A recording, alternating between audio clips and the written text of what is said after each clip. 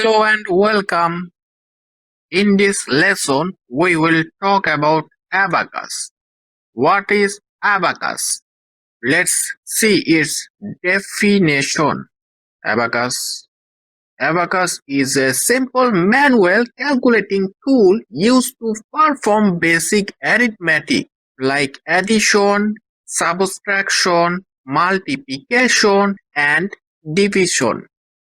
It uses beads that slide on rods or wires. An abacus is a counting device with beads used for fast calculations without a calculator. Why it's useful? Improves mental math skills, increases concentration and speed. Widely used for teaching children mathematics. You can see abacus in kindergarten